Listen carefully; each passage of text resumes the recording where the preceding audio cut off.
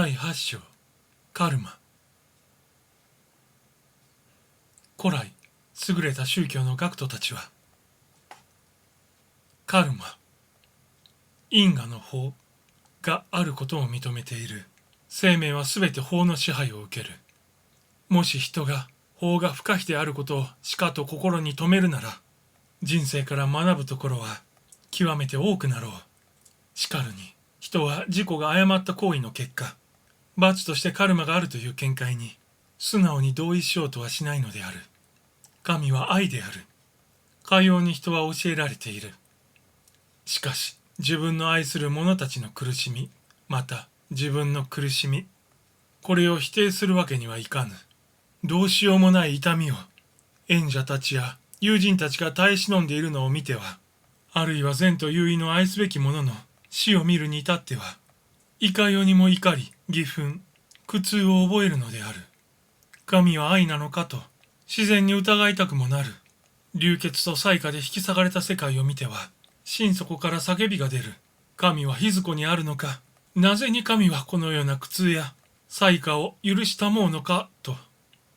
皆さん、我らと共に心を落ち着けて考えてみよう。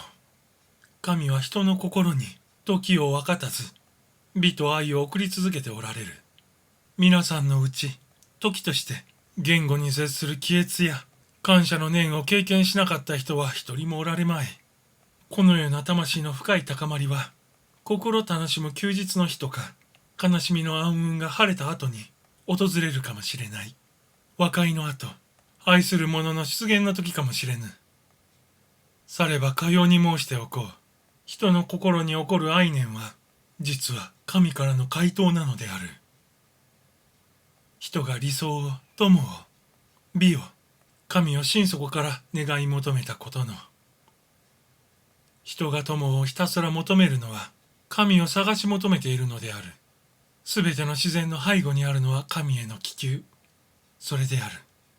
神は人の心に来て語りたもう。しかし人はこれを神の声と認めず、自然現象としてしまう。